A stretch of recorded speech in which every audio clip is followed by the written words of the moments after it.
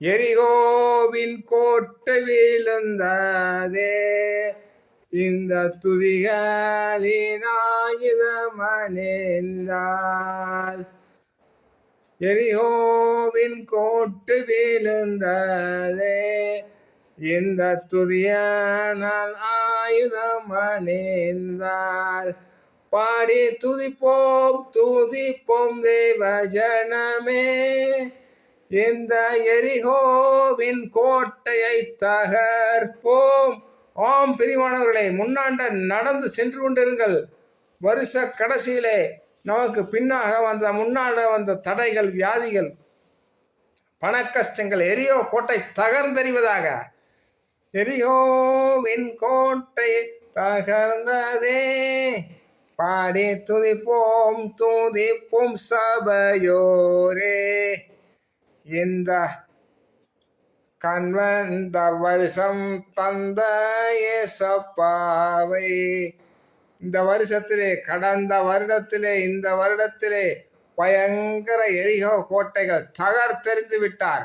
தகர்த்தெறிந்து கொண்டே இருக்கிறார். எக்காலத்தை ஊதுங்கள் பிரியமானவர்களே.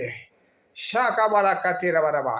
இனி வரப்போகிறதான 2026 எரிகோ கோட்டை தகர்த்து எழுந்து விழுவதாக ஏசப்பாவின் நாமத்தினால.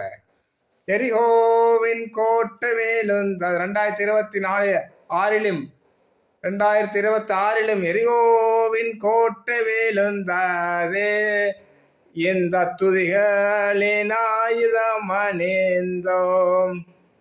பாடி துதிப்போம் துதிப்போம் சபையோரே. ஆம் பிரியமானவர்களே, எத்தனையோ வியாதிகள், கஷ்டங்கள், துன்பங்கள், விபத்துக்கள், நாசமோசங்கள், பொறாமை எல்லா வல்லமையிலும் நொறுக்கி விட்டார். இன்னும் முன்னேறி சென்று கொண்டிருக்கிறோம். அடுத்த 26 வருகிறதான எல்லா எரிகோ கோட்டையும் துதியினாலே துதித்து எரித்து கீழே தள்ளிவிடுவோம் ஏசப்பாவின் நாமத்தினால. அப்படியாக துதித்து கொண்டே இருங்கள். 12 மணி ஆகும்போது கர்த்தரை துதித்து பாடி மகிமைப்படுத்தி 26க்குள்ளே நுழையுங்கள். ஷாகாபாலா கத்தியா. இயேசுவின் நாமத்தில் உங்களை ஆசீர்வதிக்கிறேன். ஆமென்.